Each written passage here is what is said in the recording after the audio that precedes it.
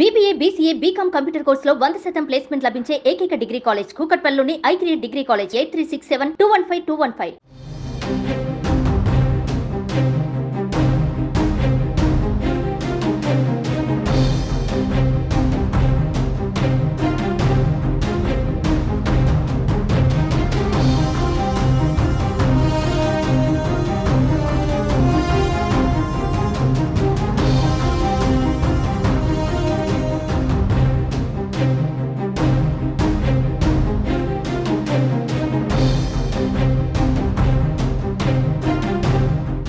Delhi liquor policy కేసులో తిహార్ జైల్లో ఉన్న బీఆర్ఎస్ ఎమ్మెల్సీ కవిత మంగళవారం అస్వస్థతకు గురయ్యారు.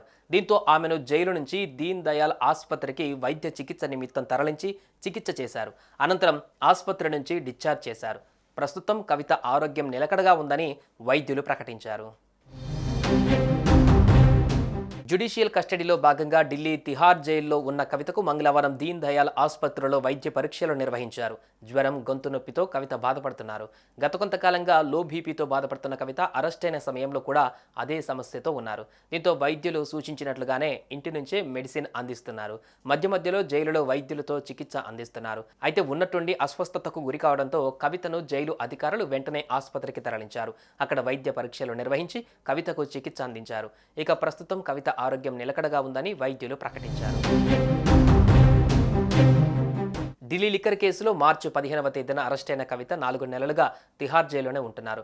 లిక్కర్ పాలసీకి సంబంధించిన మనీ లాండరింగ్ కేసులో మొదట ఆమెను ఈడీ అరెస్టు చేసి జైలుకు తరలించగా తర్వాత సిబిఐ అరెస్టు చేసింది. ప్రస్తుతం ఆమెపై ఈడీ, సిబిఐ కేసులు నమోదయ్యాయి. అయితే ఈ 2 కేసులలో కవిత పలుమార్లు బెయిల్ కోరగా కోర్టు తిరస్కరించింది.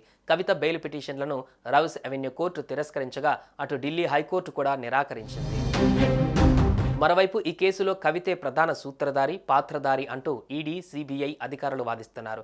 ఇలాంటి వ్యక్తికి బెయిల్ వస్తే సాక్షులను ప్రభావితం చేసే అవకాశం ఉందని, ఇప్పటికే కీలక ఆధారాలు సేకరించామంటూ అధికారులు చేస్తున్న వాదనలతో న్యాయస్థానం ఏకీభవిస్తూ రిమాండ్ను పొడిగిస్తూ వస్తుంది. దీంతో 4 నెలలుగా జైల్లోనే ఉంటున్నారు కవిత. దీంతో గతంలోనే లో బీపీతో బాధపడుతున్న కవితకు అనారోగ్య సమస్యలు తలెత్తుతుండగా మధ్య మధ్యలో జైలులోనే వైద్య సేవలు అందించినట్టుగా సమాచారం. ఇంటి నుంచి మెడిసిన్స్ కూడా తెప్పించినట్టుగా తెలుస్తోంది.